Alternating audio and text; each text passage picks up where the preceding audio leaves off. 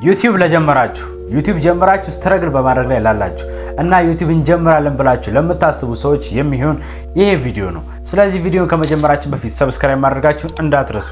ምክንያቱም እኔ ሰብስክራይብ ስታደርጉኝ ስለምበረታታ እናንተም ደግሞ ኮሜንት ሴክሽን ላይ ሀሳብ አስተያየታችሁን የምትፈልጉት ነገር ጻፉልኝ። ወደ ዛሬ ቪዲዮ እንገባለን። ወደ መጀመሪያው ህጋችን ስንመጣ የዚህ ቪዲዮ ህግ ምንድነው?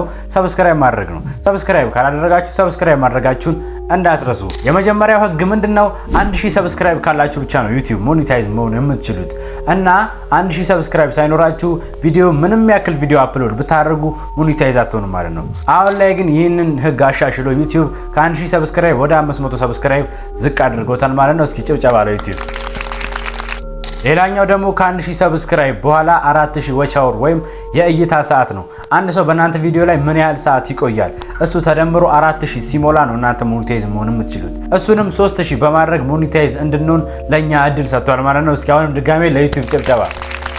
እና ምን ልላችሁ ፈልጌ ነው 1000 ሰብስክራይብ ቢኖራችሁም 1000 ሰብስክራይብ ሆናችሁ ሞኔታይዝ ለመሆን ግዴታ 3 ቪዲዮ እና ከ3 ቪዲዮ በላይ ቻናላችሁ ላይ ሊኖር ይችላል። ለምሳሌ በአንድ ቪዲዮ 1000 ሰብስክራይብ ልትገቡ ትችላላችሁ። ምክንያቱም የናንተ ቪዲዮ ይወስነዋል እሱን እና እናንተ ይሄን ካደረጋችሁ ወይም 1000 ሰብስክራይብ ብታገኙ በአንድ ቪዲዮ ላይ ክፍያ አይኖርም ማለት ነው። 3 እና ከ3 በላይ ቪዲዮ ሲኖራችሁ ነው ሞኔታይዝ ወይም ክፍያ ማስጀመር የምትችሉት። አይ እነዚህን ሁሉ 1000 ሰብስክራይብ አይኖረኝም 4000 ዋች አወርም ከየትም ላመጣ አልችልም የምትሉ ሰዎች ካላችሁ እንግዲህ አዲስ ምርጫም ለእናንተ ሰጥቷችኋል። በዩቲዩብ ሾርት ወይም ደግሞ እንደ ቲክቶክ ስክሮል እያደረጋችሁ በምትጠቀሙት ቪዲዮ ውስጥ በ90 ቀን ወይም በ3 ወር ውስጥ 3 ሚሊዮን ቪው ማግኘት ከቻላችሁ እናንተ ሞኔታይዝ መሆን ትችላላችሁ ማለት ነው በቀላል መንገድ።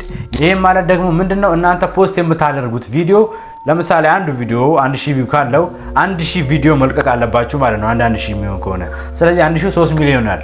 በ3 ወር ውስጥ ወይም በ90 ቀን ውስጥ 1 ሚሊዮን 2 ሚሊዮን 3 ሚሊዮን ብሎ እናንተ 3 ሚሊዮን ቪው ማግኘት ከቻላችሁ ዩቲዩብ ለእናንተ ሞኔታይዜሽን ይሰጣችኋል ወይም ሞኔታይዝ መሆን ትችላላችሁ ማለት ነው። ዩቲዩብ ሾርት ማለት ደግሞ ከ1 ደቂቃ በታች ስለሆነ ለመስራትም ቀላል ነው። ስለዚህ እናንተ 1000 ሰብስክራይብ እና 4000 ዋች አወሩን አላሟላም ካላችሁ ደግሞ በዚህ መንገድ ሞክራችሁ ሞኔታይዝ መሆን ትችላላችሁ ማለት ነው።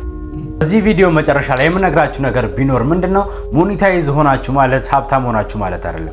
በየጊዜው ቪዲዮ መልቀቅ አለባችሁ። በየጊዜው እናንተ የምታደርጉት ነገር በሙሉ ለዩቲዩብ ሊጠቅመው ይገባል። እንዴት አድርጎ ክፍያ እንደሚከፍል ባለፈው ቪዲዮ ላይ ሰርቼላችኋለሁ። ስለ ዩቲዩብ የምትጠይቁኝ ኤዱኬሽን ካለ የፈለጋችሁትን ጥያቄ ኮሜንት ሴክሽን ላይ አስቀምጡልኝ። እኔ የመመለሱ ግዴታውም ስላለብኝ እመለስላችኋለሁ። የዛሬው ቪዲዮአችን ይህንን ይመስል ነበረ። ይመቻችሁ።